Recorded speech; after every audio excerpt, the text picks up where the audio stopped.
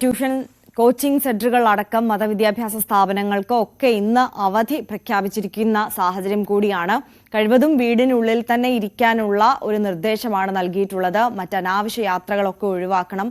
മഴപ്പേടിയിലാണ് സംസ്ഥാനമുള്ളത്. പ്രത്യേകിച്ച് വടക്കൻ കേരളത്തിലൊക്കെ അതീവ ജാഗ്രത മുന്നറിയിപ്പാണുള്ളത്. അതിതീവ്ര മഴ മുന്നറിയിപ്പാണ് അവിടെ ഉള്ളത്. റെഡ് അലേർട്ടാണ് വടക്കൻ കേരളത്തിലെ മിക്കവാറും ജില്ലകളിലെല്ലാം പ്രഖ്യാപിച്ചിട്ടുള്ളത്. 5 ജില്ലകളിലാണ് ഇന്ന് റെഡ് അലേർട്ട് മുന്നറിയിപ്പുള്ളത്. നമ്മൾ മലപ്പുറത്ത് നിന്ന് നേരെ പോകുന്നത് കാസർഗോഡേക്കാണ്. അവിടെ നിന്ന് KV ബൈജു നമുക്കൊപ്പം ചേരുന്നു.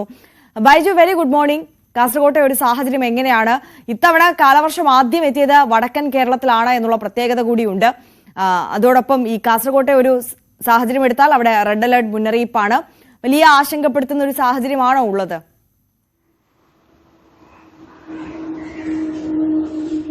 Arya, good morning. അതെ, കാസർഗോഡ് ജില്ലയെ സംബന്ധിച്ചിടത്തോളം കാലവർഷം ആരംഭിക്കുന്നതിന് മുമ്പ് തന്നെ ശക്തമായ മഴ ലഭിച്ച സ്ഥലമാണ്. കൂടാതെ ദേശീയപാതയുടെ നിർമ്മാണം ഒക്കെ നടക്കുന്ന ഒരു അവസ്ഥ കൂടിയുണ്ട്. പല സ്ഥലങ്ങളിലും റോഡ് ഇടിഞ്ഞ് താഴുന്നതും അതുപോലെ തന്നെ വിള്ളൽ അനുഭവപ്പെടുന്നതുമൊക്കെ കഴിഞ്ഞ ദിവസങ്ങളിൽ റിപ്പോർട്ട് ചെയ്തിരുന്നു. ഏതായാലും ഇന്നലെ മുതൽ ശക്തമായ മഴയാണ് കാസർഗോഡ് ജില്ലയിലുള്ളത്. റെഡ് അലർട്ട്, മലപ്പുറത്തിന് സമാനമായി തന്നെ റെഡ് അലർട്ട് നിലനിൽക്കുന്നുണ്ട്. എന്തായാലും ഇപ്പോൾ ഞാൻ നിൽക്കുന്ന ഈ സ്ഥലത്ത് വലിയ തോതിലുള്ളൊരു മഴ പെയ്യുന്നില്ല, ഇടവിട്ട് പെയ്യുന്ന ഒരു സാഹചര്യം തന്നെയാണ്. എന്തായാലും നദികളിലെല്ലാം ജലനിരപ്പ് ക്രമാതീതമായി ഉയർന്നിട്ടുണ്ട്. അതുകൊണ്ട് തന്നെ ആ നദിക്കരയിലുള്ളവർ ജാഗ്രത പാലിക്കണമെന്ന ഒരു നിർദ്ദേശം ജില്ലാ ഭരണകൂടം നൽകിയിട്ടുണ്ട്. പ്രത്യേകിച്ച് കാര്യക്കോട്, നേത്രാവതി, അതുപോലെ തന്നെ മധുവാഹിനി തുടങ്ങിയ പുഴകളിലെല്ലാം ക്രമാതീതമായ ജലനിരപ്പ് ഉയർന്നിട്ടുണ്ട്. അതോടൊപ്പം മലയോര മേഖലകളിലാണ് ഏറ്റവും ജാഗ്രതാ നിർദ്ദേശം നൽകിയിട്ടുള്ളത്. കാരണം കഴിഞ്ഞ കാലവർഷത്തിലൊക്കെ നമുക്കറിയാം വലിയ തോതിലുള്ള നാശനഷ്ടമുണ്ടായ പ്രദേശമാണ്. പ്രത്യേകിച്ച് വെള്ളരിക്കുണ്ട് താലൂക്കിലാണ്.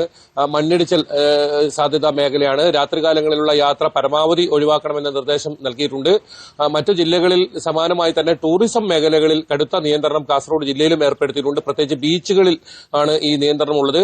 അതോടൊപ്പം തന്നെ റാണിപുരം ടൂറിസത്തിനും നിയന്ത്രണം ഏർപ്പെടുത്തിയിട്ടുണ്ട്. വരും മണിക്കൂറുകളിൽ ശക്തമായ മഴയുണ്ടാകുമെന്ന മുന്നറിയിപ്പ് തന്നെയാണ് ഇപ്പോൾ നിലനിൽക്കുന്നത്. അതുകൊണ്ട് തന്നെ ജാഗ്രത പാലിക്കണമെന്ന് നിർദ്ദേശം നൽകിയിട്ടുണ്ട്. ഇപ്പോൾ കണ്ണൂർ ജില്ലയിലെ കുപ്പത്താണ് വലിയ തോതിലുള്ള മണ്ണിടിച്ചൽ ഉണ്ടായിട്ടുള്ളത്. ഇന്നലെ രാത്രിയും മണ്ണിടിച്ചിലുണ്ടായി. പ്രദേശവാസികൾ വലിയ ആശങ്കയിലാണ്. വീടുകളിലൊക്കെ വെള്ളം കയറുന്ന സാഹചര്യമുണ്ട്. അതുപോലെ തന്നെ കാസർഗോഡ് ജില്ലയിലെ തീരപ്രദേശങ്ങളിലും വലിയ തോതിലുള്ള ആശങ്ക നിലനിൽക്കുന്നുണ്ട്. പല സ്ഥലങ്ങളിലും കടൽ ഭിത്തി ഇല്ലാത്ത ഒരു പ്രശ്നമുണ്ട്. 75 കിലോമീറ്ററിലാണ് കാസർഗോഡ് ജില്ലയുടെ തീരപ്രദേശമുള്ളത്. പല മേഖലകളിലും ഈ കടൽ ഭിത്തി ഇല്ലാത്തതുകൊണ്ട് തന്നെ വീടുകളിലേക്ക് തീര അടിച്ചു കയറുന്ന ഒരു സാഹചര്യമുണ്ട്. കടലാക്രമണ ഭീഷണി പല സ്ഥലത്തും നിലനിൽക്കുന്നുണ്ട്.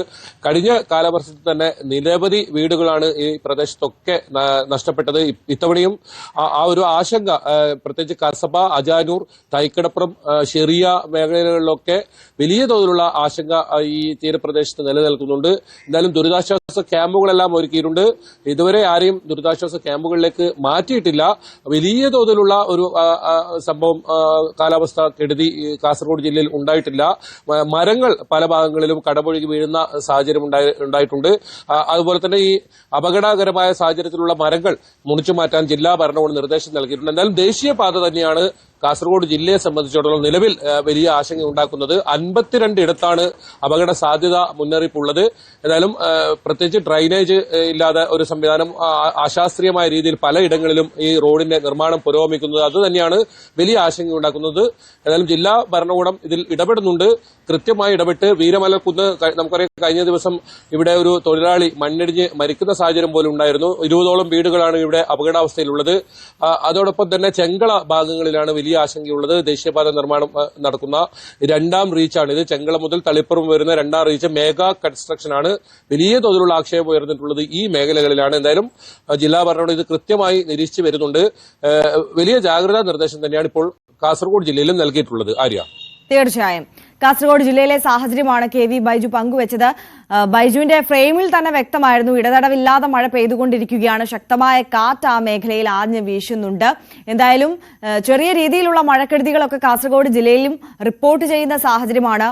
മരങ്ങൾ കടപുഴകി വീഴുന്നു. അതോടൊപ്പം ചെറിയ രീതിയിലുള്ള മണ്ണിടിച്ചിൽ വാർത്തകളൊക്കെയും അവിടെ നിന്ന് റിപ്പോർട്ട് ചെയ്യുന്നുണ്ട്. അതോടൊപ്പം KV ബൈജു സൂചിപ്പിച്ച ഒരു പ്രധാനപ്പെട്ട കാര്യമാണ് ഈ കണ്ണൂർ, കാസർഗോഡ്, മലപ്പുറം മേഖലകളിലൊക്കെ ഈ ദേശീയപാത വികസനവുമായി ബന്ധപ്പെട്ട് അത് വികസനം നടക്കുന്നതിനാൽ തന്നെ ഈ മഴ കൂടി പെയ്തപ്പോൾ ആ ദുരിതം ജനങ്ങൾക്ക് ഇരട്ടിയായിരിക്കുന്നു.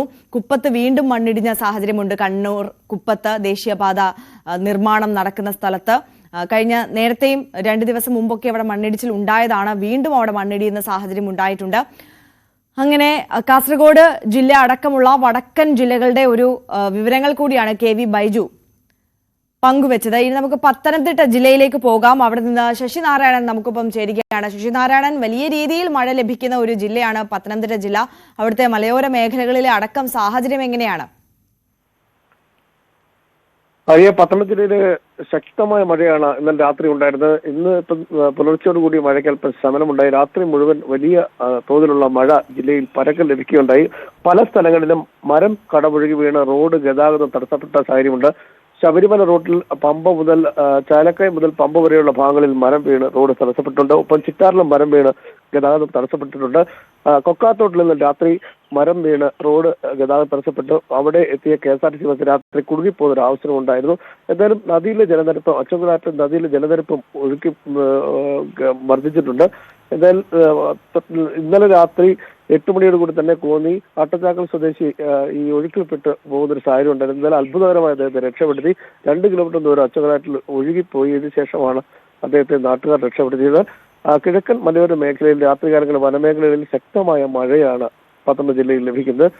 ജാഗ്രത നിർദ്ദേശം ജില്ലാ ഭരണകൂടത്തിന്റെ നേതൃത്വത്തിൽ നൽകിയിട്ടുണ്ട്. പക്ഷേ മലയോര മേഖലയിലേക്കുള്ള യാത്രയ്ക്കും രാത്രികാല നിയന്ത്രണം ജില്ലാ ഭരണകൂടം ഇന്നലെ തന്നെ ഏർപ്പെടുത്തിയിട്ടുണ്ട്.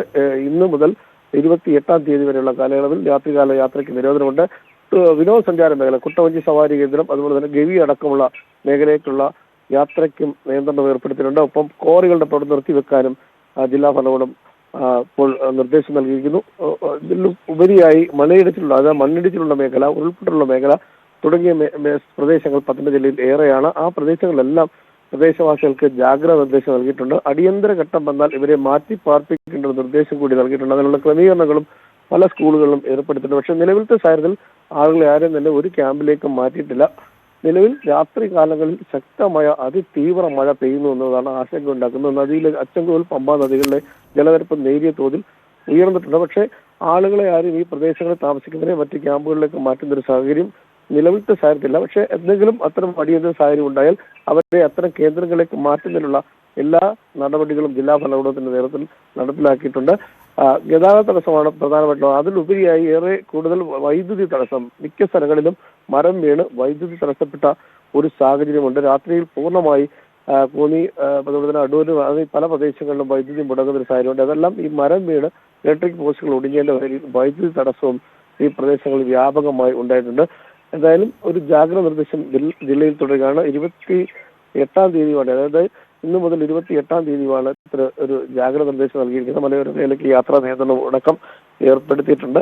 വരും മണിക്കൂറുകളിൽ മഴ ശക്തമാകാൻ സാധ്യതയുണ്ട്. കാരണം ജലനിരപ്പ് ഉയരുന്ന സാഹചര്യത്തിൽ നദീതീരങ്ങളിൽ താമസിക്കുന്ന ആളുകൾക്ക് ഒരു ജാഗ്രത നിർദ്ദേശമൊക്കെ ജില്ലാ ഭരണകൂടം നൽകിയിട്ടുണ്ട്.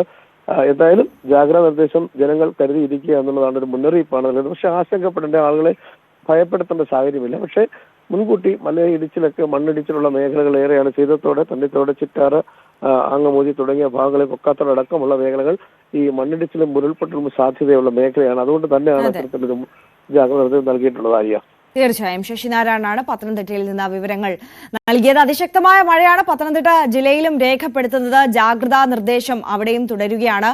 അവിടെ വിനോദസഞ്ചാര കേന്ദ്രങ്ങളിലേക്കുള്ള യാത്രകൾക്കൊക്കെ വിലക്കുണ്ട്. മലയോര യാത്രകൾക്കുമൊക്കെ വിലക്കുണ്ട്. മലയോര ജനത അതീവ ജാഗ്രത പുലർത്തണമെന്ന നിർദ്ദേശവുമുണ്ട്. ഉരുൾപൊട്ടൽ സാധ്യത, മണ്ണൊലിപ്പ് സാധ്യതയൊക്കെ മുന്നിൽ കാണുന്ന സാഹചര്യത്തിലാണ് ഇത്തരത്തിൽ അതീവ ജാഗ്രതാ നിർദ്ദേശം നൽകിയിട്ടുള്ളത്. എന്തായാലും വലിയ രീതിയിലുള്ള അനിഷ്ട സംഭവങ്ങളൊന്നും അവിടെ